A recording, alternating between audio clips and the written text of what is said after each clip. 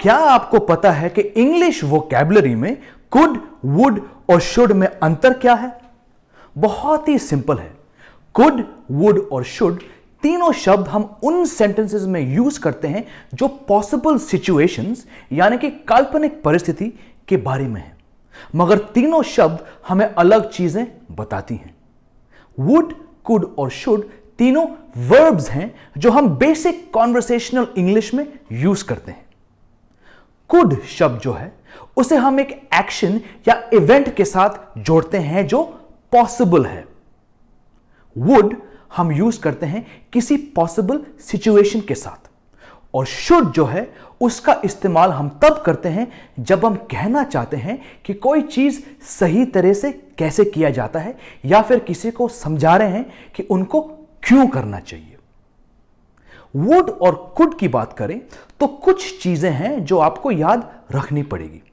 पहला यह है कि कुड शब्द जो है वो कैन शब्द का पास्ट टेंस है और वुड है विल का पास्ट टेंस। क्लियर है? चलिए आपको एक एग्जाम्पल देता हूं। आई कैन डू 50 पुशअप्स इन अ रो, मतलब मैं 50 पुशअप्स कर सकता हूं। I could do 50 pushups when I was in college, मैं कॉलेज के टाइम पे 50 पुशअप्स कर सकता था। तो इस एग्जाम्पल में कुड शब्द जो है वो आपकी क्षमता के बारे में है। इसी कॉन्टेक्स्ट में आप कुड को वुड और कैन को विल से बदल दीजिए। I know we will reach the airport in 2 hours, मतलब हमारी फ्लाइट 8 बजे की है और मुझे पता है कि हम एयरपोर्ट पहुंचेंगे 2 घंटे में। ठीक है? अब अगर आपको पास्ट टेंस में यही चीज बोलनी है तो आप कहेंगे कि I knew we will reach the airport in 2 hours. इस एग्जाम्पल में वुड शब्द जो है वो पास्ट टेंस में यूज हुआ है। आई विल का पास्ट टेंस यानी वुड, मतलब आपने यह बताया है कि आपको पता था कि आप एयरपोर्ट 2 घंटे में पहुंचेंगे। दूसरी बात है कि आपको पता होना चाहिए कि वुड और कुड कौन सी सिचुएशंस में इस्तेमाल किए जाते हैं, मतलब क्या हो सकता है, हुआ नहीं लेकिन जो हो सकता है। मान लो कि मैं एक अनुमान लगा रहा हूं, he could score a 50 in today's T20 match, आज के T20 मैच में क्रिस गेल 50 मार सकता है। एक और example, Gayle is not in today's lineup, he could be injured, Gayle आज के लाइनअप में नहीं है तो शायद उनको चोट लगी है। अब दोस्तों आपको यह मालूम पड़ गया है कि इन दोनों एग्जांपल्स में हम प्रेजेंट टेंस के बारे में बात कर रहे हैं। यहां कुड शब्द हम एक पॉसिबल सिचुएशन को डिस्क्राइब करने के लिए इस्तेमाल कर रहे हैं। ऐसे सेंटेंसेस में हम वुड यूज नहीं करेंगे। Gayle would score a 50 in today's match. Gale isn't in today's lineup. He would be injured. नहीं, ये गलत है। ध्यान रखिए कि कुड शब्द आप तब कहेंगे जब आप एक पॉसिबल सिचुएशन के बारे में बात कर रहे हैं। क्लियर है? आप वुड का उपयोग तब करेंगे जब कभी प्रेजेंट टेंस में कुछ कह रहे हैं मगर एक पॉसिबल सिचुएशन के बारे में बात कर रहे हैं। यह सेंटेंस देखिए, if I was 6 feet tall, I would have been a fast bowler, मतलब अगर मैं 6 फुट का होता तो मैं तेज गेंदबाज होता। क्या मैं 6 फुट का हूं? नहीं, पर अगर मैं होता तो जरूर फास्ट बॉलर बनता।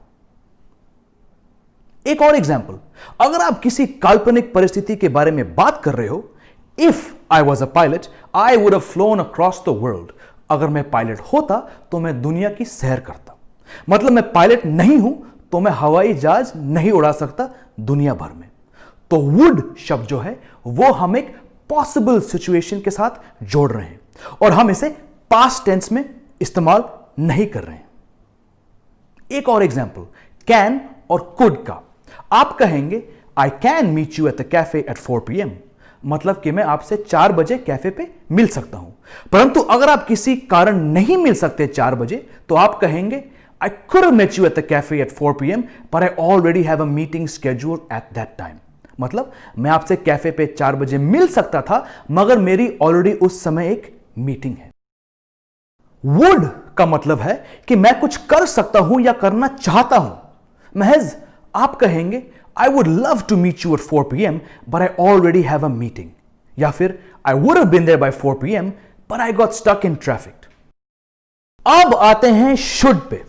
इसका यूज हम तब करते हैं जब हम एडवाइस या ओपिनियन दे रहे हैं, मतलब अपनी राय या टिप्पणी, या फिर जब हम एक प्रोबेबल सिचुएशन पे ध्यान दे रहे हैं, या अगर हम पास्ट की कोई बात कर रहे हैं।